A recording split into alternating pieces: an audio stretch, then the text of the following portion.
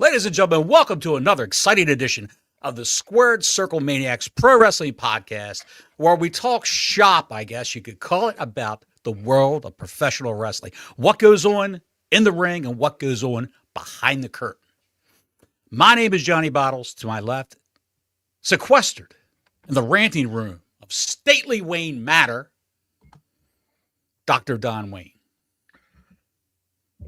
It's a part of my rock and roll dream. Also, karaoke studio. I left that out. The ranty room is also the karaoke studio. Yes. I'm excited, Bottles. First week back in the office. It's been a shit show. Wrestling didn't let me down and let me down at the same time. What is going on out in the world of wrestling? Your way, my way, his way, heyday. SmackDown was good. Raw was mediocre. I'm in the upside down. I am literally in the upside down right now. The goddamn upside down. In the upside down. Upside down. That was go ahead. You got kids on Stranger Things crashing out so bad, they thought a special, real, actual ender was supposed to air yesterday, and it didn't. So now they're super crashed out. It's been a weird week, Bottles. It's been very weird. I mean, but where did he get that? There's going to be it's not done yet. It's not done yet, Mom. There's going to be another episode. They're going to put it in movie theaters. When you that's what Netflix likes to do. They like to give the content away to the movie theaters. Have you heard? Paramount's been turned down for the third time. Really? Yes, the third time. They want to go with Netflix. And you know what Netflix is going to do with Warner Brothers movies? A 17-day window in the movie theaters. A 17-day window. That's it. And all the other studios, Marvel included, A24, all these other studios are all saying to themselves, they're going to kill the movie business. They're going to kill theaters in general. Movie business did it to themselves, jacking up prices to $20 a pop. I haven't gone to a movie since, I don't know, the wrestling movie that came out a few years ago, and that's the last one I'll probably ever see. It's just too expensive. It's too much. Yeah, I'm not going to go back. Anyway, I do want to thank everybody for joining us. Hello out there. Yes. I did want to talk about SmackDown first out the gate. I got a little synopsis of this thing pulled up. I want to talk about Cody Rhodes and Drew McIntyre has gotten to be fun again. It feels like a wrestling angle again. I enjoyed what I saw from that. They were fun to watch. They were fun to watch go back and forth. The matches, some of them were good. Some of them were mediocre. But overall, SmackDown has suddenly, slowly, at the same time, it seems, started to turn around and get better and start to become, what's the word I'm looking for? Fucking entertaining. Yes. The guy who, if you remember back to the black and gold days of NXT out black there, and yellow, people black who and are yellow, watching. black and yellow.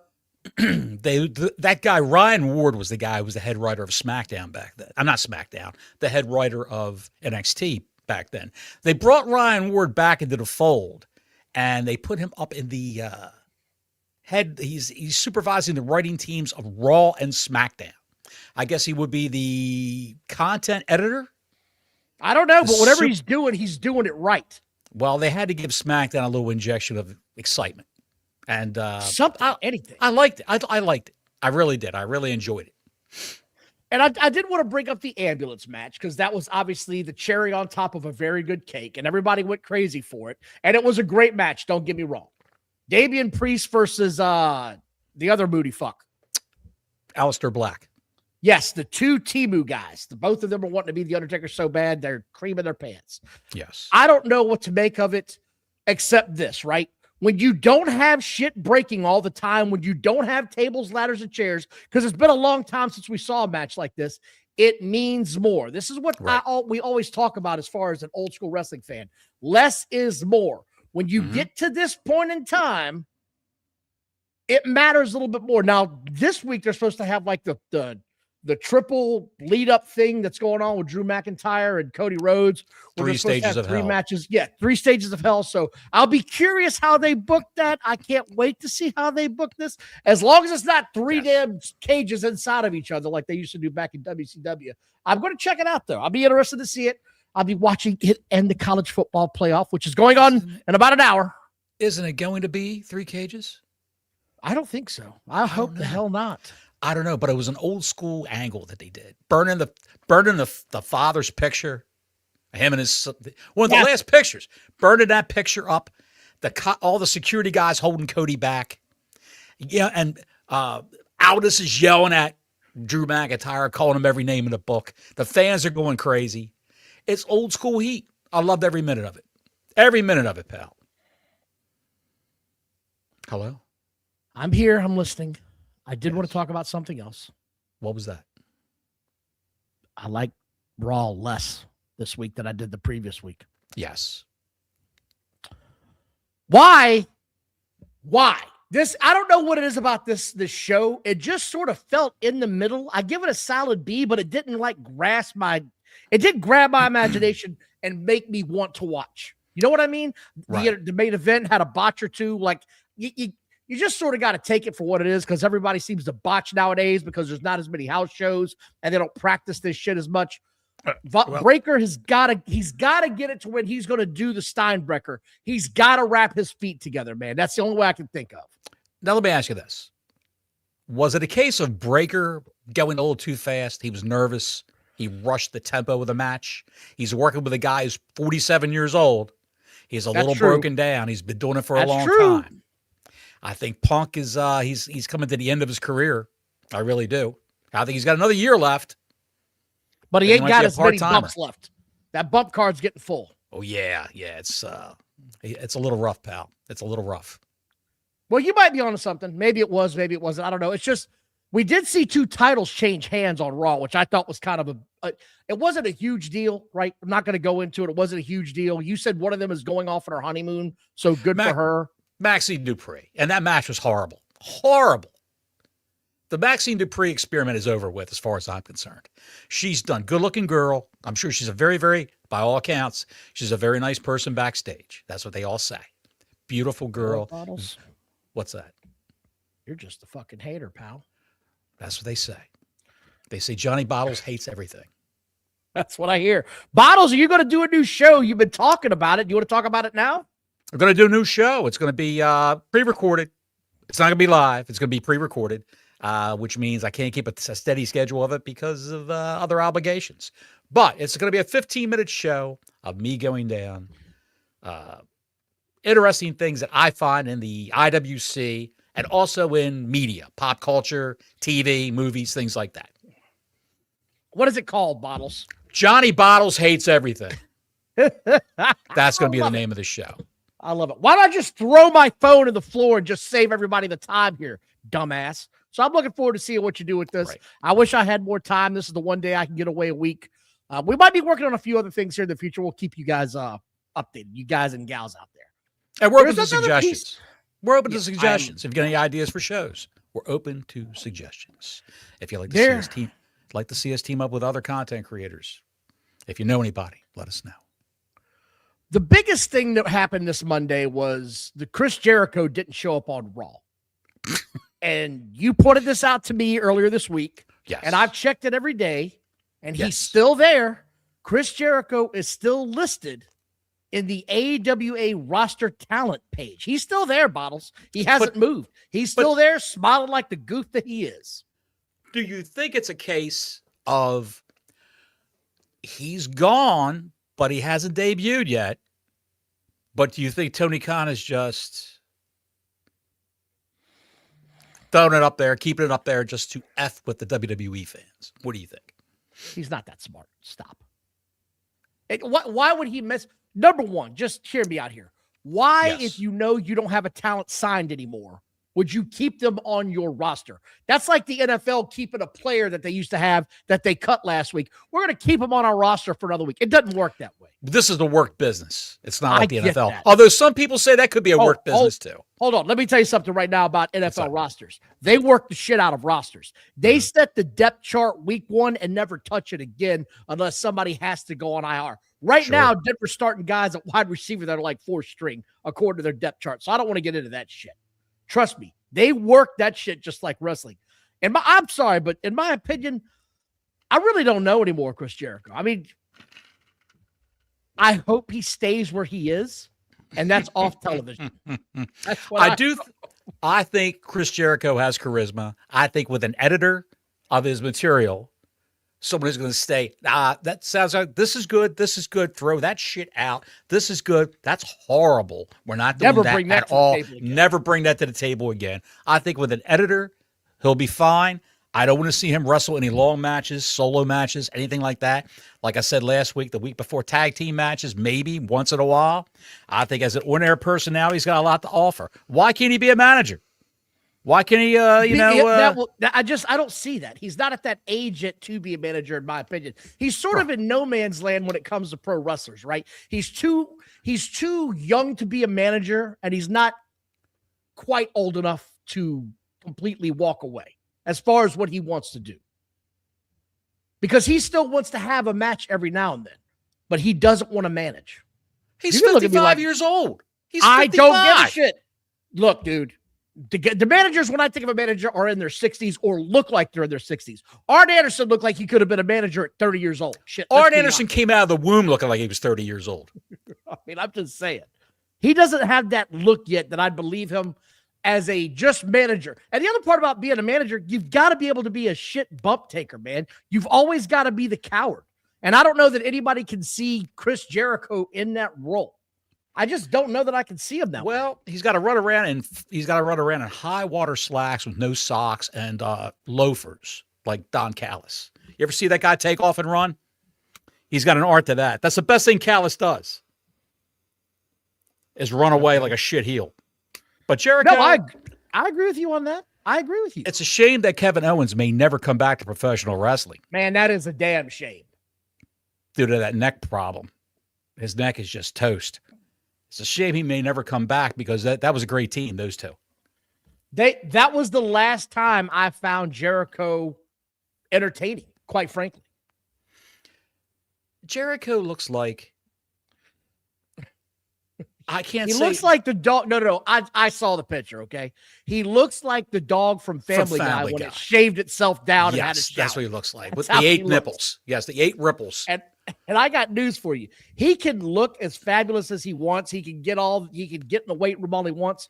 That age, cardiovascularly, that age is what always comes into play.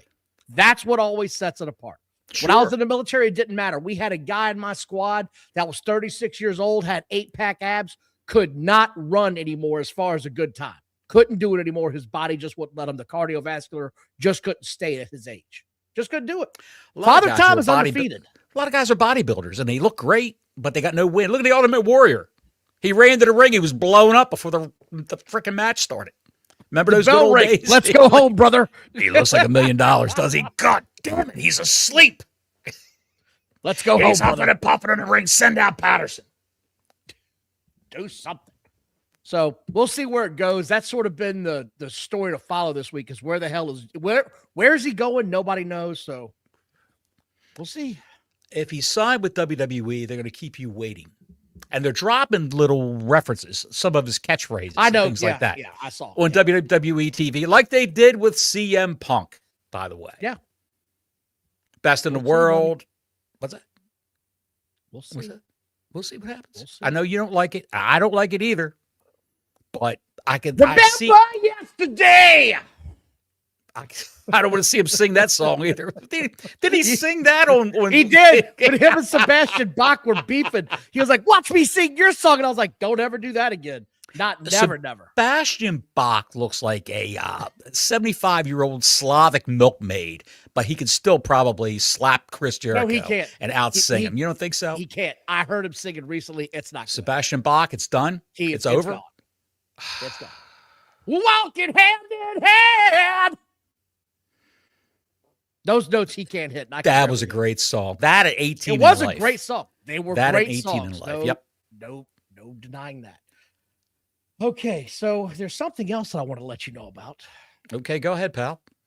Logan Paul went public inside. He has signed a full-time contract with the WWE. I read that right before we came on the air. I was amazed by it. How big of a deal is that? That's a big deal. It is. I'm not saying that he's walking away from his other ventures, but I am saying that they must have offered him a pretty damn good contract for him to come on board full time. multimedia, probably writes the Impulsive podcast, which is a big podcast in the social media landscape and all that. Yeah, I could say it. I'm kind of excited to see where this goes. Whether you like Logan Paul or not, the one thing you can't deny is the guy's a natural in the ring. He just is a natural. Yes. He's had it down since day one when he debuted. So I'm going to look forward to seeing this guy. He could have came in and vanished after, 1 or 2 matches, could have been gone for 6-8 months. Come back for a big show, done another match, gone for another 6 or 8 months. He's in the trenches right now and traveling with Heyman. Okay? Right, yeah. That's the guy that you need to crawl. You need to crawl under Heyman's armpit and just stay there for a long time and listen to what he has to say. Come here, my son. God, I bet he smells like roast beef.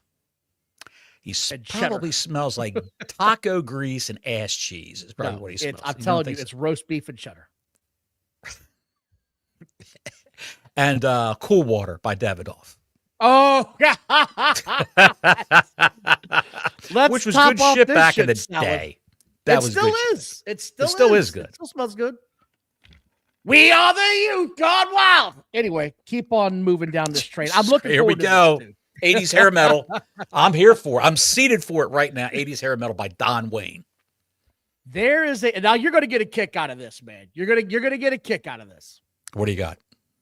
The news of the day that's being reported, that's being leaked, is Obafemi has big plans for WrestleMania. They're working them up for Obafemi to have some big plans at WrestleMania. Who's saying this? The usual suspects, Fight Folk, Cultaholic, all those guys. Yeah, here's the big plans, and here it is. We have talked about this for weeks. Seriously, we have. They don't let shit out of that building anymore and get leaked to anybody. If anything gets leaked, it's always a planted story so they can find out who's the one snitching on shit. Right. They tell Saul, the copy boy, over in the mailroom, hey, did you hear what they're going to do with Obafemi? He's going to SmackDown. He's going to get into a feud with Cody Rhodes. Chris Jericho is going to be his manager. And when that gets released, the Sean Ross Sapp and company, they know exactly. Run with it. Fire Saul, the copy boy. That's about it. Yeah.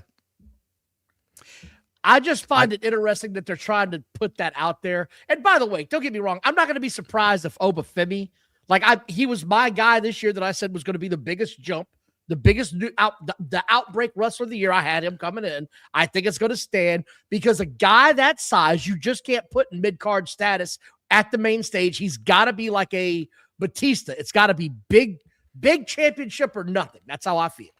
Our boy Black Lesnar, when he comes in, is going to be money. People are going to see who's going to. If they put him in a feud, if his first match is with Otis, well, what the fuck are we doing? What are we doing here? It's got to be with somebody substantial, like a McIntyre. I agree. Is he going to be a heel or a face? Because he straddled that line in NXT. By the way, like I told you, Wednesday in NXT, he beat Leon Slater. Yeah, the TNA X Division Championship, the first time a member of TNA's roster has ever main evented for a championship match in NXT at a WWE pay-per-view. It was New Year's Eve. It was their version of a free pay-per-view on TV and on the CW. And Obafemi left his championship belt in the ring, said he's abdicating the NXT championship. He's done all he can there. He's going to move on to greener pastures, basically, not so many words. So that guy is going to show up. That guy, Black Lesnar, is going to show up on SmackDown, I believe. Who else is coming up? You mentioned somebody else. Trick Williams is up. Trick Williams is up. Trick Willie is going to be a big name. I think he might go further than Obafemi with his charisma. Trick Willie, as he calls himself. Tricky Dick. Free Willie. Tricky, is that the new nickname for him? Tricky Dick? Tricky Dick. And you're going to have Sol Ruka. Sol Ruka's coming up. And the plan for New Year's. Sol Ruka, that's Matzo Ball's girl. He loves her. He loves her, yes.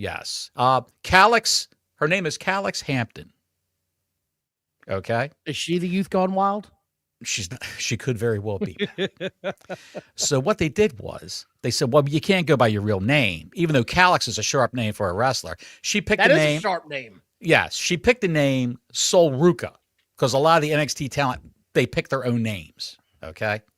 Meanwhile, over in Evolve on one of these, I think Tubi, yes. Jessica Carr, the referee, was wrestling under a mask. Now, yeah, we talked about that before. Yes, we talked about that. And her name was Calix.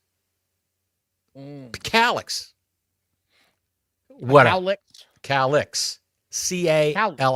Yes. But anyway, Sol Ruca's coming up. Thea Hale was going to defend the North American Championship that she won through that botch against Blake Monroe. And Blake Monroe was going to win the title back. They squashed the plans for that because they're calling Blake Monroe up to the main roster. Toot sweet. It's going to happen right away. She's making too much money. They got to do it quickly. She's getting paid main roster money down there in NXT. So, yeah, she's going to come up. And they also brought up Greg F's favorite girl, Jordan Grace. Jordan Grace is on SmackDown, I believe. Oh, I didn't know that. Okay. So I'll be watching SmackDown. I'll be watching it Saturday morning. Got college football tomorrow night, so I'll be checking that out. Looking forward. We said it on the show last week. We've been waiting for this to happen. We want some young blood to come into WWE. Yes. There's too many old hats. We got to start pushing the next wave of talent. I'm glad we're seeing it sooner rather than later. Absolutely. Myself personally. So enjoy SmackDown while you're having your bourbon and eggs on Saturday morning. Hey, pal. Don't you fucking judge me. I'm not casting any aspersions on any of that, pal. Go right. And I don't do bourbon in the morning. I do wine. Let's calm that down now. It's not. I got my sausage. I got my eggs. I got my sausages. Got my eggs, and I got my red wine. There we go. It's not cheap wine. It's out of a box. We do it right around here.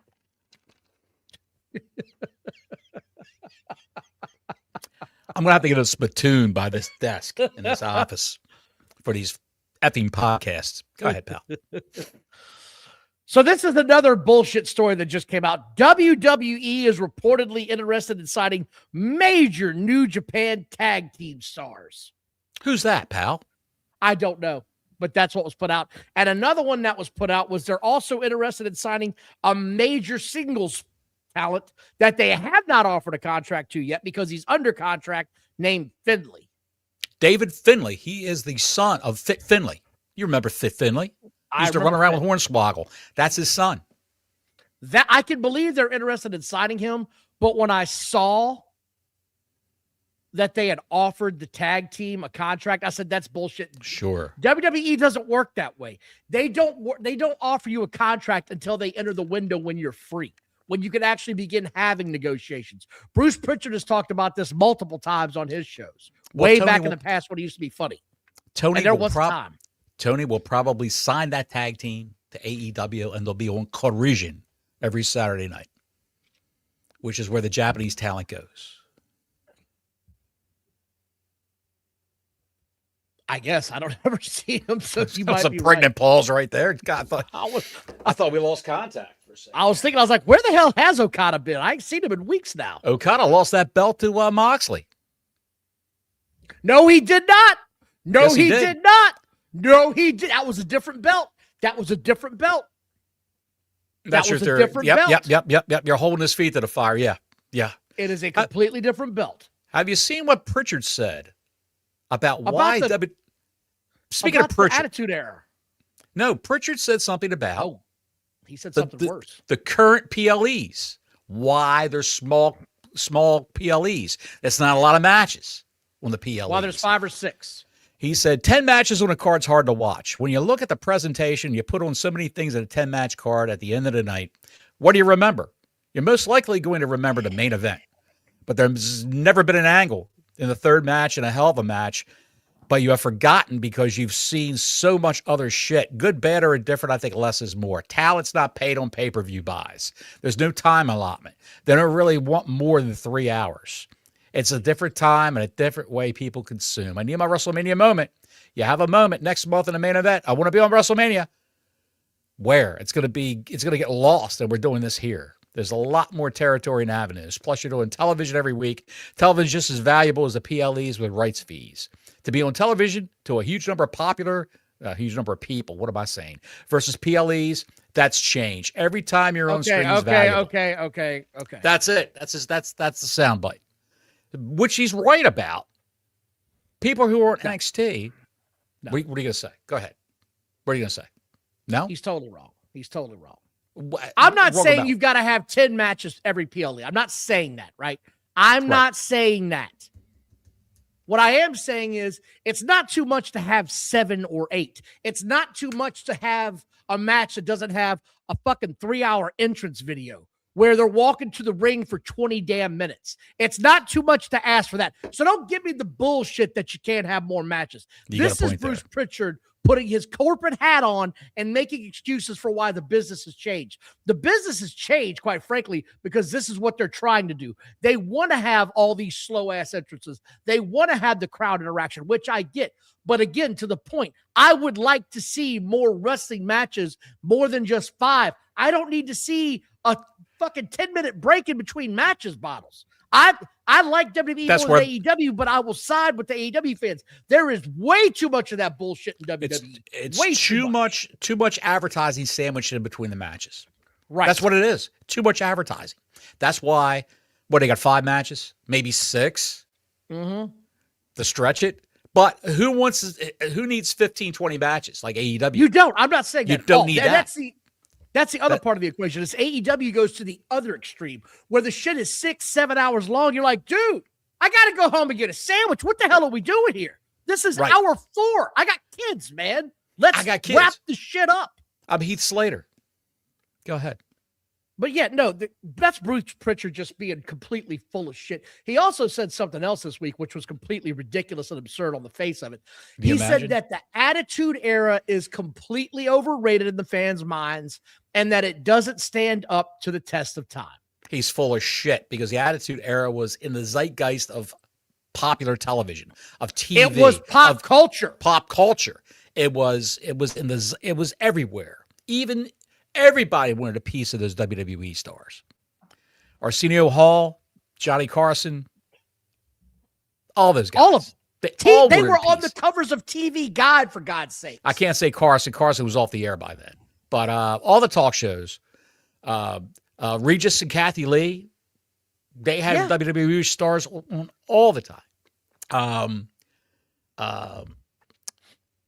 Stone Cold Steve Austin was on all kinds of. He was on Nash Bridges. Yeah. So it's The Rock. Look at The Rock. If it wasn't for the Attitude Era, The Rock wouldn't be as big as he is today. When I heard him say it, I was like, this is just Bruce being a complete and total corporate shill. This is what he's become now that he's back under the umbrella of WWE. The Attitude Era was a piece. Look, you can't talk about the 90s and not include wrestling. It was everywhere. You couldn't escape it. 80s and 90s. Yeah, it was everywhere. Was Pritchard, what was Pritchard's title in the Attitude Era? Was he in the Attitude Era? Specialist. I think he was head of production for this vignettes and shit. I don't know. It was creative something or the creative director or I don't know, professional cocksucker, something along those lines. He wasn't creative director. That was Russo. Russo was in charge of all that shit. I think he was head writer. Either way, dude, I'm just. If you're a head writer, it doesn't mean you're writing on the toilet. Hey, it means something else around the head. Yeah. He did some of his best work in there. I just couldn't believe that he had the audacity to say that. I like Bruce, but I'm starting to see why so many people don't. Like, that guy will flip the damn script in a New York Minute to try to say the right corporate thing and be the right corporate image. Hey, thank you very much. Super Chat's open. The Stun SCSA, Stone Cold Steve Austin. Thanks for the Canadian 5 spot, my friend. LOL doesn't hold up. I guarantee on Peacock views of the WWE library, it's heavily people watching Attitude Era pay-per-views and Raws. I agree. People are going to the WWE library. People who are 30 and 40 are going there to see the Attitude Era, which is what they grew up with. That was 25 years ago. Right. No, shit, dude. Wrong. 30. Started 30 years ago, yeah. Yeah, 30 years ago now. And speaking of the Attitude Era, Stone Cold is thinking about making a comeback for one more match. Yes, I did see this. So speaking of the Attitude Era, he was saying, I think I can do it one more time. Hello, I'd like to get a payday. Hello, Triple H, are you paying attention? I'd like one more big fat paycheck. And he also said the one person that took the absolute worst stunner in history, this was on the Chris Van Vliet podcast, was none other than Vince McMahon. Yes. He said he took the worst shit ever. Yes. Awful. Made me laugh because he's not wrong. If you ever go back and watch some of those clips, it was god awful what he did at times. The one of the best interactions he's had with Vince McMahon was when Vince was in the hospital with that broken ankle, and he hit him in the. He said, "Doctor, would you come in?" The nurse said, "Doctor, would you like to come in? I'll take care of her from here, nurse."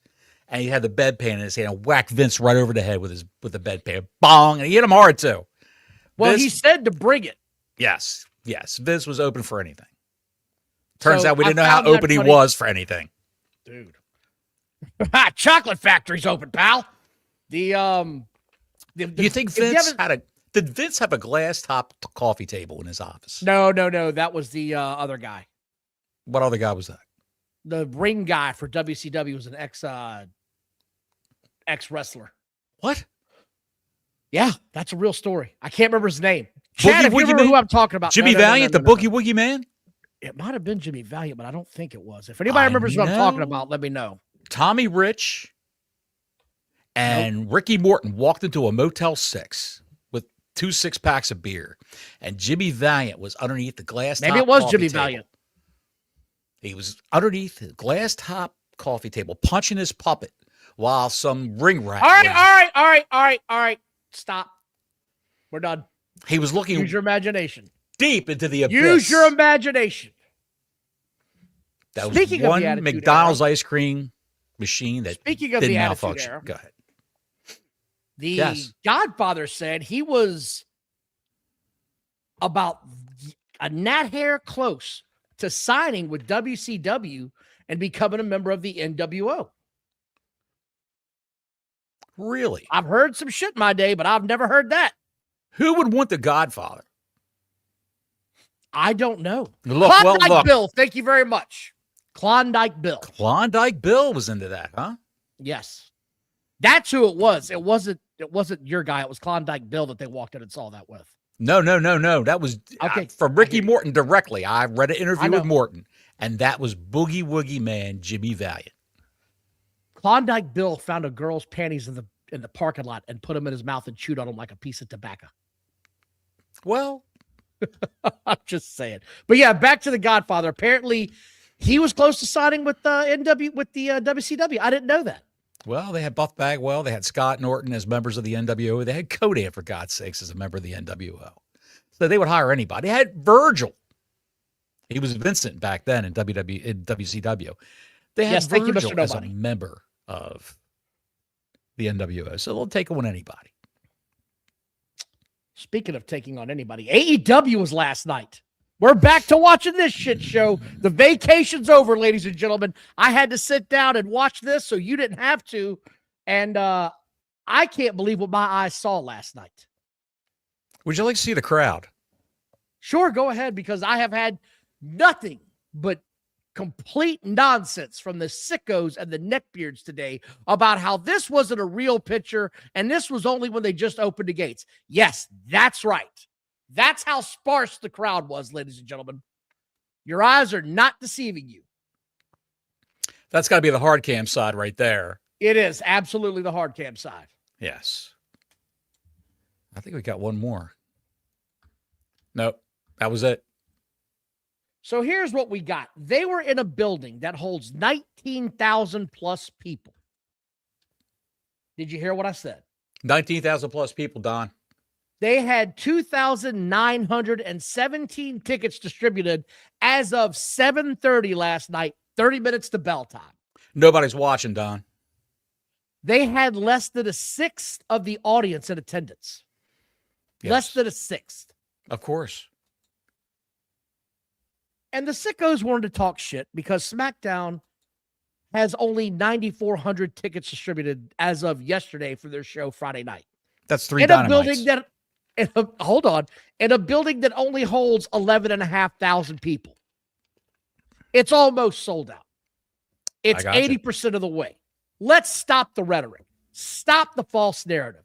AEW is in a worse position now than it was 2 years ago, and they're not climbing out of this shithole. And it started off with them pimping out their Maximum Carnage. That's next weekend, which I guess is going to be their free pay-per-view show on Dynamite. TBS. Yeah, on Dynamite. Did you see what they did in ratings for last week's show? Last week, yes, I did. You want to talk about it? Abysmal. 398,000 viewers for Dynamite on New Year's Eve. That's excluding Max, of course. Of course, because if it was Max, it would be 1,398,000. Yes. And a 0.07 in the 18 to 49 elusive demographic, which they're shitting the bed in. But we've already proven, we have, and other people have proven, that the wrestling fan demographic is 25 to 54, not 18 to 49. Right. It's kind of sad to think about where they were 2-3 years ago and how far they've fallen. Because once you actually got a taste of this product, you realize just how bad it was, how incoherent it was, how up and down the storylines went. And we're back at it again, by the way. The Bucks are the good guys. They were the bad guys 6 months ago, and 6 months will be the bad guys again because everybody flips and flops on this show. There's no continuity to it. Suddenly I hate you, then I love you, then we're best friends, then you broke my heart. Now I'm an alcoholic, now I'm in rehab. It's a never-ending stretch. It's a never-ending job. It's the same Cats and dogs living together. What are we doing here? What did Collision do? Or as we like to call it, Corrision. I think it did like 238,000 or 244. 241,000 viewers. 0.03 in the 18 to 49 that Meltzer likes to talk about. That's pretty good for Corrision. By the way, did you see that Dave Meltzer's boy was saying that apparently CM Punk was hurt, only to have the story completely debunked the next day? Yes. That was Alvarez. Have you been watching what Meltzer says about all the AEW pay-per-views from the past year? No. There's a little bit of a scandal about that. What? Every single pay-per-view does 145,000 buys. Oh, get fucking. I'm serious. Every single pay-per-view does 145,000 Every one of them buys. does, huh? Yes. And they're all 5 stars. Yeah, if that's the same, we both know that's complete bullshit. Everyone's shitting on that because it's the same every time. Where do these numbers come from? Where do these figures come from? Basically, Dave is saying they're hemorrhaging viewers on real TV, but every pay-per-view is doing 145,000 buys. That's amazing. Sure it's not. Of course it's not. By the way, let me ask you this before you get into this point. Where are these viewers going? They're losing the viewers, but where are they going? They're just going away. They're just going away. They've had enough. Yeah, they're not coming back. Are we seeing a proportional increase in WWE viewers, or are those viewers that are leaving? Staying about the same. The WWE viewers are the ones that are leaving AEW. Yeah. Okay. WWE staying about the same. I don't know what else to say, man. It's god awful. By the way, thank you all for watching. Please like and subscribe. Hit the like button. Hit the notifications button. Super chat's open. Let's get this going. Jim Ross came out first. Okay, and before you go running this poor man down. Devon Dudley's favorite announcer, Jim Ross. I just noted Jim Ross was coming out to join the broadcast because they were in Oklahoma. And I was like, okay, well, that's kind of nice. But they said he's going to be the third man on the booth. And I was like, ooh, I don't know how this is going to work out. He was moving real stiff when he was walking to the ring. I did notice that. I know he's had some health issues. Look, man, I love Jim Ross. The guy's a class act. I like him. I don't need to see him in this position anymore. And last night was a testament to that. Him and my ferret hair wearing friend, Tony Schiavone, both need to take backstage roles, and that's it. Don't be on camera anymore. They got to go. They both have to go. This company needs youth on that broadcast team. They do. They don't need 70-year-old, 75-year-old men. Jim Ross could barely get the words out. He could barely walk down the ramp. Why would you force that man to walk down that ramp? Can I say this much about Jim Ross before you run him down for this whole show? He could get out 4 and 5 word phrases or what he noticed about the match. He seemed to do that pretty well. But when he tried to be the Jim Ross from the late 90s, he really fell apart at the seams. Well, he exposed the fact that he doesn't watch the product. Well, I didn't want to get into that right away. We're going to get to there in a minute. He doesn't watch any of the shows. They should have just had him at the desk already when it started and then shine the spotlight on him. Agree. He could have stood up and could have played the Oklahoma Boomer Sooner song, the theme song of the football team. That's great to be here, everybody. Someone bring me some Grey Goose. Nope, he's a Crown Royal guy. No, he's a Grey Goose guy. He's a Crown Royal guy. How you know? Did he say that? Because I've read all of his books. Oh, he's a Crown Royal guy? I thought he was a Grey Goose guy. No, he's a Crown Royal guy. Oh, okay. Anyway, they start advertising for next week's god-awful Maximum Carnage, where Bandito is going to face off against MJF. That's where we're going with this. For reasons. Which, by the way, who in the actual hell decided to give MJF the glamour shot airbrush treatment for his actual picture for AEW's championship? I don't know if you guys saw this. I don't know if you caught this at all. It's in the thumbnail. It's I know, but I'm just saying, we didn't just pull that out of thin air. That's his actual picture on AEW's website. Someone airbrushed him like a 90s glamour shot. It looks dumber than hell. And I got plenty to say about MJF's look last night, because holy shit. This is not good. You know what a vanity project is? Yes, I do. What's the definition of it? I've got it right here. A vanity project is a person. Go ahead. Okay. Say what? Go ahead. Something that you take great interest in, no matter how bad of an idea it might be. And it's your own personal pet project. A vanity project is a personal undertaking, often large or costly, driven by the creator's ego, self-satisfaction, or desire for fame, recognition, or praise, rather than purely commercial or public interest. Basically, you don't give a shit about making any kind of money. You're doing it for your ego. Obvious. It's typically a passion project that might seem excessive or self-indulgent, like a director starring in and funding their own film, a politician building a grandiose monument. It seems like it's a snuff film. Videos. Or an artist creating elaborate work for personal expression. That's what AEW is, pal.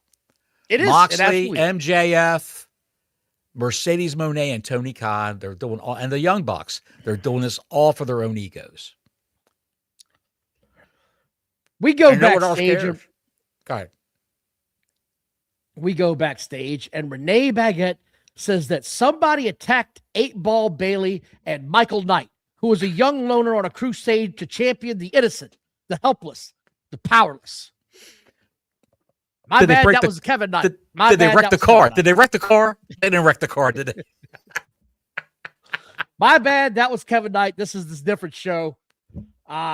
Here comes Ping Pong with Don Callis, fat ass Mark Davis, and some guy named Jackie Doyle. I have no idea who these people are. He's Jake Doyle. He used to be known as Jake something in TNA. And his contract expired in TNA, and he went with the highest bidder. He probably had no interest in WWE. They're probably going to put him in NXT. So he went with whatever AEW's paying worthless gimps from the indies. That's Jake something, as Jake Doyle now. Well, either way, this guy, Jackie Doyle, is now part of the Don Callis family. Ping Pong and his group apparently paid Don Callis for the heinous attack on 8-Ball and Michael Knight. This shit's going nowhere fast. Nowhere. We're going nowhere real fast. With Ricochet involved, it's just garbage. Garbage. Then I wrote, oh boy, we get Moxley getting slapped by Footloose right out of the gate. This is the first match we're going to get with Sheldon Benjamin, and this is going to be everything I hope it would be. Because I called his match last week, and I didn't even watch it. And the same shit happened here, which, by the way, who's the heel in this match? Who knows? Who knows? I'm so confused by what Moxley's doing right now, and I'm going to talk about what happened after the match, because this was just What the hell is happening with this company right now, Bob? He's tired. I'm telling you right now, because it's a vanity project. He's tired of getting booed. He's tired of getting the shit. So that's why he's doing what he's doing. He wants to be a babyface again. He controls his own narrative. He writes his own shit. So why wouldn't he want to be a babyface if he's tired of getting booed? This match started off with 3 moves, and we immediately go to trading forearms. Immediately. How slow was this match, Don? I didn't hate it, but I didn't love it because it's Moxley, and you know what you're getting with Moxley every match. And I wrote it down. I said, okay, who's the heel? And now we're outside the ring, and it's only a matter of time before we're fighting in the. Yep, now we're in the crowd. Why? Moxley he does it every match. He did it last week. He does it every single. Nothing about his matches changes. Nothing. It's the same shit. It was a championship eliminator match, which means if Shelton Benjamin would have won the match, he gets a shot at the belt at a later date. Why wouldn't you let Shelton Benjamin win this match? I said the same thing. Why wouldn't you? We haven't gotten there. We haven't gotten there yet, but I was going to discuss that at the end. Sorry, Don. I'm jumping ahead, Don. I'm sorry. I just sit here and say everything's great, Don. The announcer says, "Don't you guys get counted out?" And I wrote down, "Bitch, please." The ref is walking with them through the crowd. Was this Jim Ross who said that? Counted out. It was Tony Schiavone. He said it twice. He must be new on the team. And this is what I wrote. JR sounds good in short spurts. He just can't do it long-winded anymore. Now, once Jon Moxley, they get back to the ring. Jon Moxley gets to the ring. The ref suddenly starts counting. And he gets all the way to 9 before Shelton Benjamin comes dashing in the ring. What the hell, man? There's no connective tissue in any of this to make me as a wrestling fan understand what the rules are anymore. There's got to be rules. It's a wrestling match. Bottles is in a frozen state of. These are exciting times, Don. I'm not frozen. I don't understand what this was about. And then Shelton Benjamin just completely whiffs on a kick. Just completely whiffs. And Jon Moxley sells it like he's been shot with a 12 gauge. Guys, is it too hard to say if the move misses and it's a botch and it's a miss? Don't sell the damn move. Am I wrong? Did you see the match between Javon Evans and Leon Slater versus Dragon Lee and AJ Styles? Saturday night's main event. AJ Styles got up on the top rope and was going to do the springboard flying forearm, and he slipped. Yeah. And Javon Evans ran over and tried to pin him right away. Or one of the two guys tried to pin him. That's how you cover up for the botch. But this was just... He messed up. I got to move here. Right. He's hurt. I'm going to take advantage of it. I don't understand why they sell something that doesn't register. What are you looking into? You are all over the place over there. What's that? I've got another monitor over here, Don. I'm just, checking to see the news. That's all. Hey, my eyes are up here, buddy. My eyes are up here. I can hear you. That's right. I can hear you fine, Don. Relax. I don't understand this. This just keeps going. Shelton now becomes Black Lesnar and hits 5 German suplexes in a row. Shelton gets him in a choke. Shelton gets him in a choke. Mox pins him while he's in the choke move. You knew it was coming. They shake hands. Moxley goes to shake his hand after the match. What is going on here? This is the guy that said he wanted to get rid of the AEW locker room, right? That said he wanted to be the downfall of AEW. Now he's shaking hands and kissing babies? If there was a baby in the ringside, he would have kissed it. That he would have spit water in the parent's face. I don't know what this was supposed to do. I don't know what this was supposed to make. I don't know who the bad guy is. I don't know what the point of this match was. If Shelton Benjamin was just going to lose and not build this to something later. And why does every manager have to come out and sit at the announce table and do commentary? Every freaking manager. Well, last night they said that they weren't allowed to be ringside because it's a Continental Classic belt. Oh. Remember, those are the rules. You can interfere with any other match you want, just not these Continental Classic matches. And the guys, rules. The guys in the match can run out into the crowd and have stab each other orgy with forks, but that's okay. I just don't. Don't have a manager at ringside, for God's sake. No, don't have your manager at ringside. We got rules here, which is also stupid because all you're telling me is that means that pretty much you can have this rule in any of your matches. It's dumber than hell. It's just dumb, man.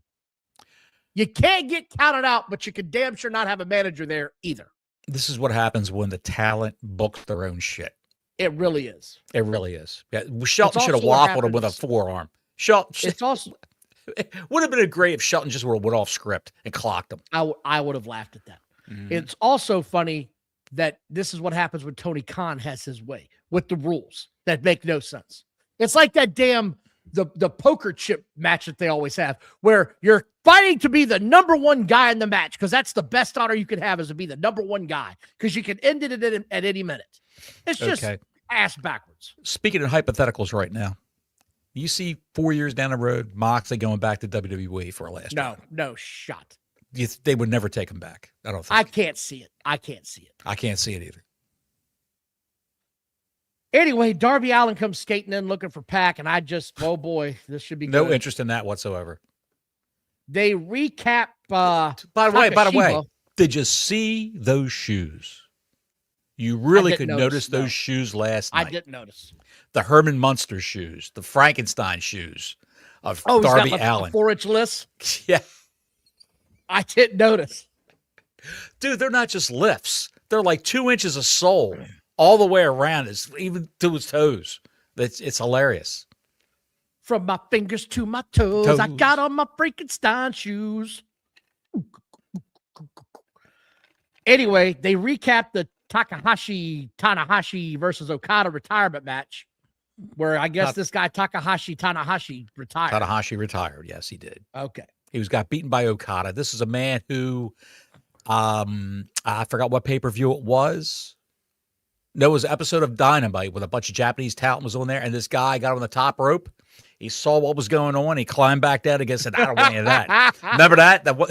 Yes. The Japanese got the long blonde hair. That's Tanahashi. Yeah. He can hardly move. He can hardly move. And he finally retired. I just wanted to cover this real quick.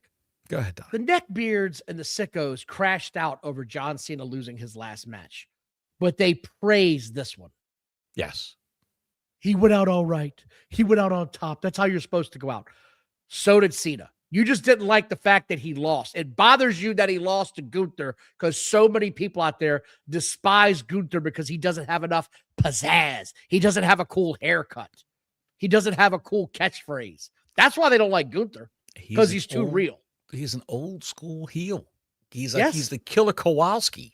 If you've ever watched a Killer Kowalski match, he's the Killer Kowalski of the WWE present day. He really is. I Big agree. Bastard, short hair, doesn't care about his image. He's out there just to beat the hell out of somebody and win the match. The mat is sacred. I know what I found out about Gunther. I did a little deep dive about him. You know his real first name is Walter, which is what he was billed as on the indies. Good for him. That's his real first name. Gunther is his grandfather. That's his grandfather's name. A man keeps it real. Yeah. We then get Ping Pong and the Get Along Gang versus Jack Perry. Get Along. Is that what they are now? Those two Samoan schmucks. I don't know what else to call them, pal. They have nothing going for them. But they come out with him. Whatever. Khan. What is it? Tiho Khan and Teo Leone. What the hell are they? Go ahead. I don't know. I'm not trying to figure this shit out. Out comes Jack Perry, who then signals for somebody to come in from behind him. And this is what made me laugh. It's the Bucks, but they have their old music, and no one in the crowd recognized the song at all. And no one recognized it. No one cheered. No one cheered. Peep. Not a nothing. Peep. And I said, I am going to watch about 3 minutes of this. And if it's the same shit that happens every time, I'm going to fast forward it. And it was. Nonsense. Their favorite referees in the ring. Everybody's in. Everybody's out. Bunch of damn moves that don't mean shit. I said, okay, we're getting to the end of this damn thing. And same shit, different match. The national champion ate the pin. Yes. The guy you put the new belt on ate the pin. And then the end of this thing happened, and out comes fat ass Mark Davis and Jackie Doyle. So here we go. We got this shit going on. It just fell apart. And then to top it all off, the lights go out and a masked man appears in the ring. And you knew it as soon as you saw who it was because it's the same mask he's been wearing for 10 years. And he unmasked, and the damn announcers act like they're shocked that it could possibly be Andrade, who makes his not first, not second, but third debut on AEW in 4 years. Yes. You cannot make this shit up. He looked like a deer in the headlights of a Subaru at night. That's what he looked like. His eyes were all bugged out. Like, there's nobody on this side of the camera, but this side of the ring. This is awful. And the announcers tried to sell it like he's something special. When he went back to WWE, I said, I don't care where this guy goes. He's never going to be a reason I watch a television match. Not ever.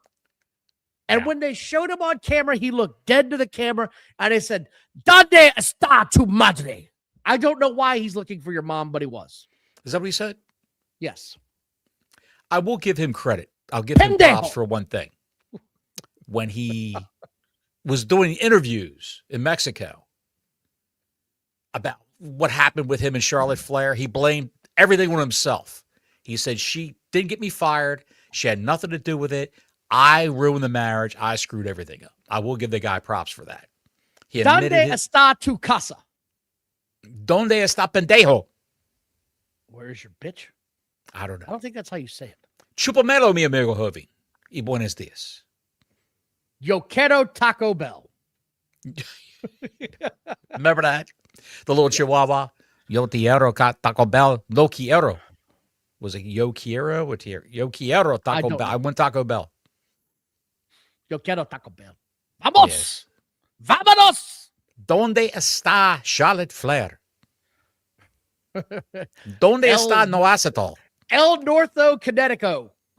I don't know how else to say it. My Spanish is terrible. Willow Nightingale comes out to celebrate her TBS title with the baguette in the ring.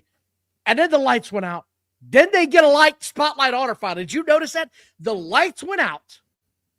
They're giving the interview in the middle of darkness with just the house lights on. And somebody goes, "Hey, dumbass, it's been 2 minutes. They wanted to use the spotlight here." Oh, so they finally get the spotlight turned on her. Let me ask you this, Don. What are they doing with Baguette? I mean, when Shelton came out, she's on the side of the stage, like cutting a promo for Shelton Benjamin. I don't know what that was. He comes out to the ring with MVP, his manager. So why would you have her cutting promos for... I don't know what this was. And then she said her, she goes, "I feel like I should do something with my hands. I feel like I should do something with my hands while I'm on the screen." Renee Baguette should be ringside at the table with Excalibur, and Shivani should be the one just handing people the microphone so they can cut promos. That's it. When they finally got the spotlight on her, I like Willow Nightingale, okay? I'm going to put this out there right now. I like her. Don't let her talk this long again. She was tripping over words. Yeah. She was falling all over herself. It doesn't have to be a 20-minute soliloquy or even a 10-minute one with her. She can get her point. The less that she talks, the better off she is because she's good at getting bullet points across. This was not working at the end of this thing because she then says, "Hey, Mercedes, I know you want to come down. Come on down." Why? Just like Stone Cold after he won the belt. "Hey, Shawn Michaels, I know I kicked your ass at WrestleMania, and you probably got something to say while I celebrate this ring, but come on out here, boy." Who would give a shit about what the guy who lost the match had to say? But she comes down. In a white, it's a nice day for a white wedding. There we go. She's in a white wedding gown. We're moving up the new wave, 1980s. Start again. I don't know what she was doing in this thing. She was trying to rock the cradle of love, Don. Rock the cradle of love. Yeah. What a great song that was. Go ahead. It was a great song. She starts wigging out. Flipped wig, literally. Her wig was all messed up when she took that top off, pal. That thing looked like it has been through some shit. It was hanging on by a thread, pal. what's her name? The AEW champion takes the cake off the table. If you notice, like she made it real clear as day while Monet's throwing shit around and losing her mind. So you knew the cake was going to get all over Monet eventually. And it did. And the AEW neckbeards were like, this is how you do a cake scene. The chick for NXT just got a cake in the face a couple of weeks ago, and they mocked it. They cheered this. It just shows the hypocrisy of these fans. What about Toni Storm when she got hit in the face twice with cream pies when she was in WWE? And they were all outraged about that. Yes. Now she's in AEW and getting hit in the face with icing desserts. How can I put this? Pies, cakes, whatever. That's okay. It's all okay for that. I just, then they power bombed her into the cake, and then they all got into a Soul Train type move and left the ring together. Where was Don Cornelius when you needed her? I don't know, but this was just. What's the end game here?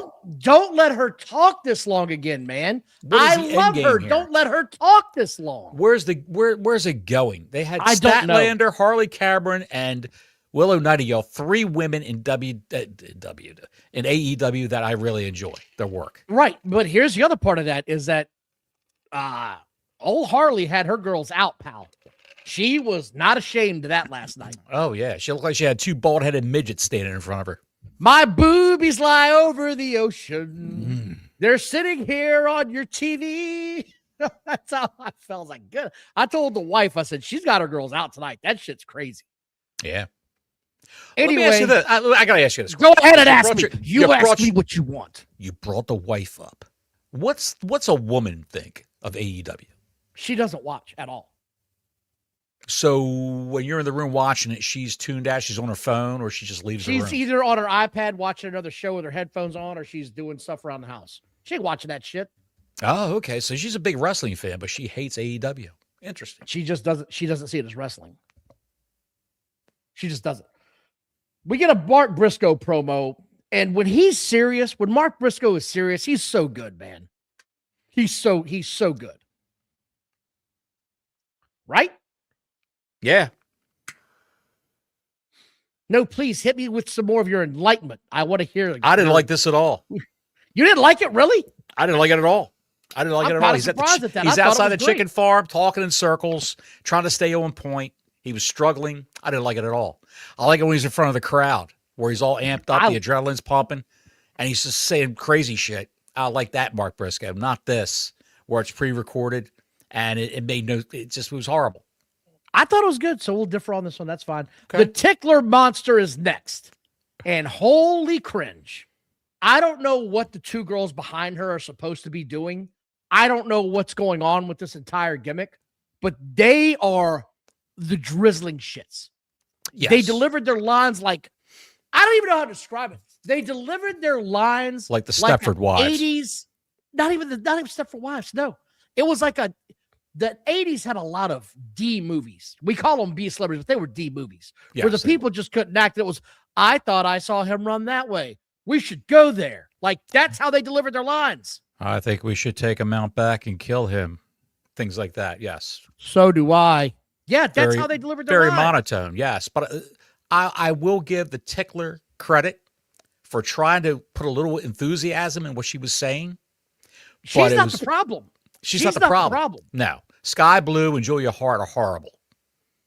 They're horrible in the ring, and horrible when promos. Just horrible. Horrible. And look, just because if you're an AEW neckbeard, not the guy who has the Twitter account, of course.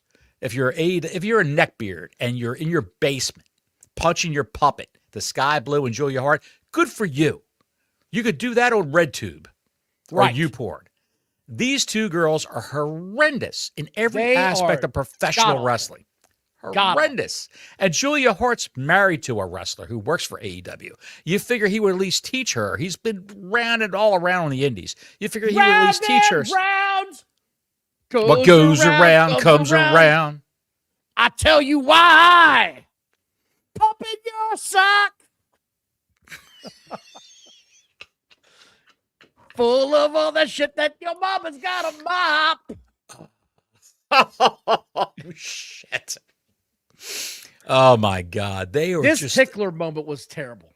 She tried her best. That's all I can say. She tried did, her but best. The other two girls, dude, They were like cinder blocks tied to her ankles, and the mob's getting ready to throw her in the ocean. we're going to beat you up next week. Yes, we are. Horrible. That's what I got out of this. Anyway, I don't even know who they were wrestling. Who are they wrestling? I have no idea who this was even directed at. I think it was at, that's right. It was at Willow and her friends. And Harley. Yes. Boobly. Out comes Sammy Guevara on Dynamite, and I forgot this guy was even on the show. Dude, I really This did. is where I actually started to doze off. That's how piss poor this was. Out comes Bandito, the world champion. This is where I wrote this down because I had to laugh. Wait a minute. He's not the world champion. He's a Ring of Honor world champion. Yes, Yes, he's also Ring of Honor world champion. He won that Dynamite Diamond Ring Battle Royal. Yes, he did. Yes, he did. But it gets better because they showed his record.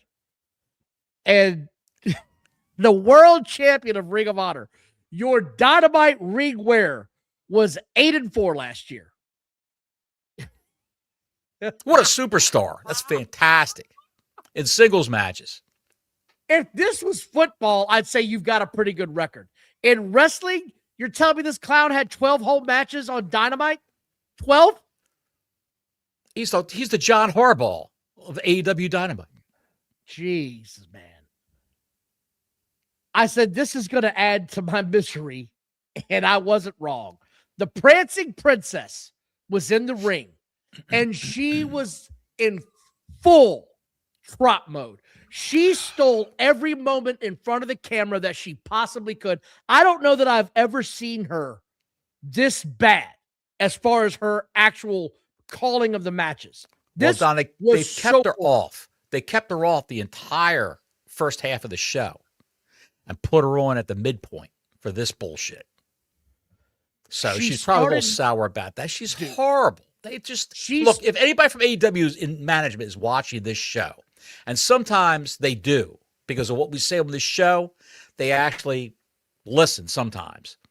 Take Aubrey Edwards off of TV. She's horrendous. Put her in Ring of Honor, a show that no one watches. Put her over there.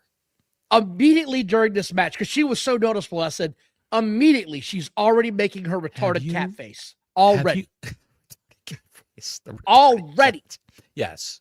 Have you noticed there's no other female referees in AEW? Yes. Yes, I have. She's the only one. Ring of Honor, AEW, she's the only female referee. You're still the one that makes me sad.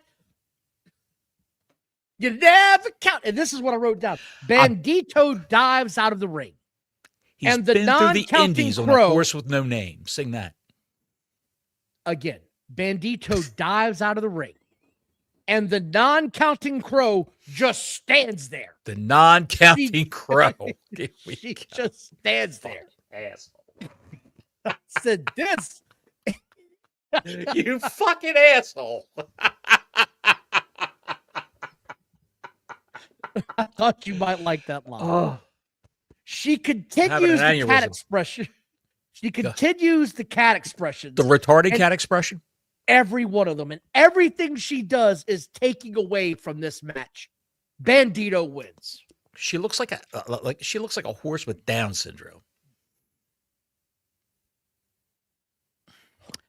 And dude, you forgot this one. Yeah, that's the face. That's the one that just gets me, man. Like, please, sir, can I have another? Please. When there's somebody in a submission move. Just the dirt worst, man. She is horrible. It was unwatchable. I couldn't even focus on what was happening in the ring where the non-counting crow just sat there yelling at them to get back in. She just yelled at them. MJF comes out immediately with his lawyer and a fucking rat that he had pasted on the top of his head. That's the only way I can describe this. What in the hell is on his head, Bottles? I'm telling you, it's not plugs. It's not plugs. It's a hairpiece. I give in. You finally agree with me. That's a hairpiece. Jesus. He's doing all the steroids that he's doing to maintain that size and that definition. you can get all the hair transplants you want in the world, but if you're doing steroids, it's going to kill those follicles. And that's what's happening to him. He's got that hair piece up top there, just like Punk's got a hair piece. We don't like to admit it, but Punk does have a hair piece. He's got thicker hair in the front than he had in his first go-round in WWE. Jericho, 3 years ago, appeared on AEW television. And his hair was thicker and darker in the middle than the rest of his hair because he didn't have time to dye it before he got there. It is what it is. I'm telling you, he was backstage in this arena, bashed a rat in the head, skinned it, and put that on his head and stapled it. That's what it looked like. Swerve Strickland stapled it on his head? I'm telling you. That, when he walked out, all I could think was, no way is he trying to pull this off. He is. No way. With the spray tan and the lip gloss and the eyeliner and all that bullshit. He just looks horrendous. But good for him, though. Good for him. I said this guy's wig makes Tony's wig look golden. Tony's wig? Golden. Tony who? Tony Schiavone. Yes, Tony Schiavone. MJF's wig feeds Ritz crackers to Tony Schiavone's wig. Dude, I'm thinking it would fucking eat it. It probably would. I bet that bitch would crawl across the ring and eat it. I don't know, though. I think Tony Schiavone's wig is powered by Starbucks coffee and hatred. So I think it might give his wig a run for its money. We are going to do a show. We ought to do a 15-minute show about wigs and wrestling. Anyway, they come out, like I said, with his lawyer. MJF starts talking a whole lot and then tells his lawyer to translate for him because apparently the lawyer is now the translator. This is the same guy he used as a lawyer years ago. Even I recognize this putz. Even I recognize this was the guy that they used as MJF's lawyer all those years ago. Someone said online he was a guy who was in a match against Samoa Joe. And he was a jobber. And the guy dove off the top turnbuckle with Samoa Joe in a crossbody. He did the walk. And Joe just walked away. And he gave the guy sideways. Crashed and burned. Yes. Anyway, this thing goes back and forth. And then he's got the translator talking, and Bandito grabs a microphone and says, I can speak English, and then begins to say things and then says, you son of a bitch. Now, here's the thing. If he had have said, I speak English, you dumbass, that would have been a home run for Bandito right there. He might have said dumbass in Spanish or asshole. No, he didn't. He didn't say anything in Spanish. Black Larry with the 2-spot wig on a pole match of blood and guts. I can see it, Larry. That's the vision. That's the vision that they're having.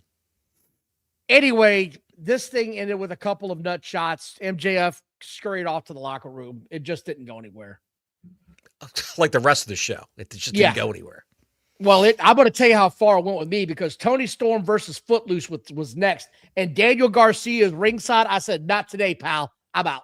I'm not watching anything with Daniel Garcia involved with Footloose in the ring. I'm out. So please tell me how this shit show ended. That's like drinking nighttime NyQuil.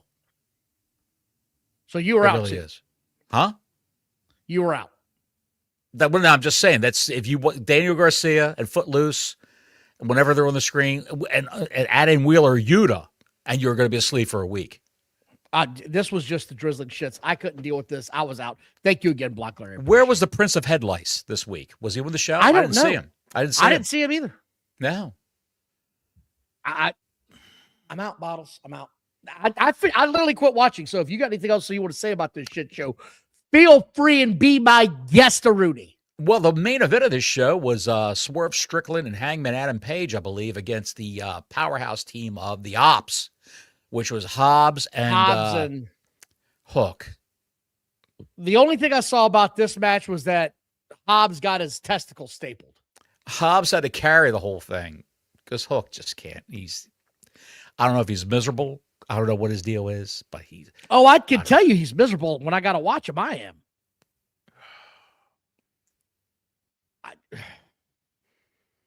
Where's all this going to go, Don?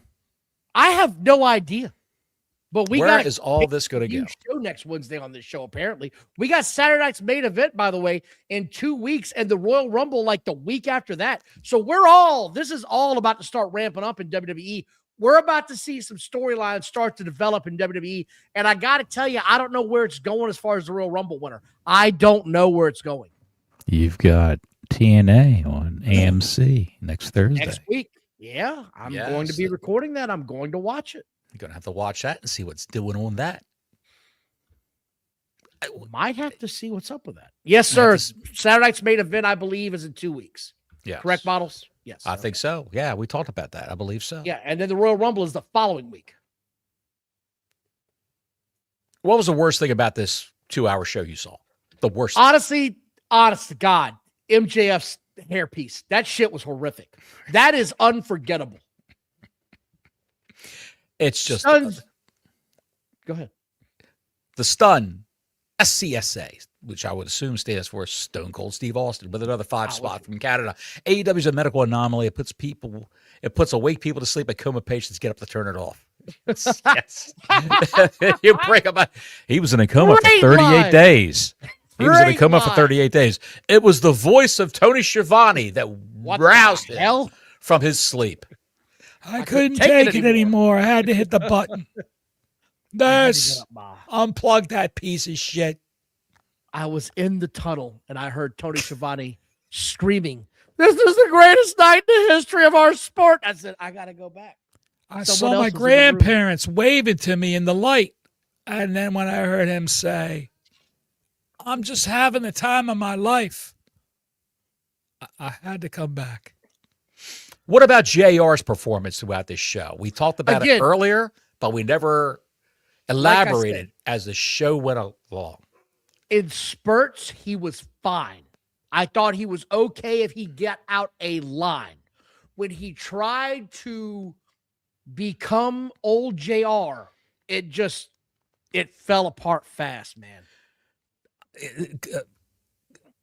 Excalibur is, for what it's worth, he's still the play-by-play guy.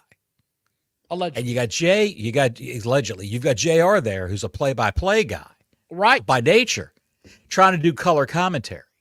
And when he did that in WWE with Michael Cole, it didn't work out. Didn't work out at all. So this is right before he left WWE, when Vince was shitting all over him. Pardon the pun. Pardon the expression. But I'm not going to pardon you at all. But he's horrendous. He just showed throughout the night he doesn't watch these shows at all. Well, he did say a few things about matches that I don't know what it was supposed to do, but it just really did highlight that he hasn't watched this show at all. Like some of the comments he made, I can't go back in my head and be like, oh yeah, he said this, this, and this, but you could tell he just doesn't watch the product anymore at all. Not at all. He's there to get paid. Thank you very much, by the way, SCA. Have you, all right, do we have to talk about AEW again? Can we throw a couple other news nuggets up and then we're going? Well, you give me something quick. Netflix Sports posted on Twitter beginning immediately. Netflix is the new U.S. home for WWE's library of premium live events prior to September 2025, of course, including WrestleMania, SummerSlam, Royal Rumble, as well as award-winning documentaries and original programming. So I would say eventually everything that was on the network. No, it's not. It's not. Eventually, I'm saying. Not right away. It's not. You don't think it's all going to go in there?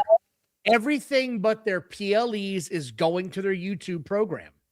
Everything. All I know is with a VPN, I can watch everything on Netflix from another country. Thank you for the update, Larry. College football playoffs right now. I got you, pal. Well, you know what? It's 8:19. I'm fed up and tired. You know who else said that? One of the greatest announcers of all time. Until next week, Gordon Soley saying so long from the Sunshine State.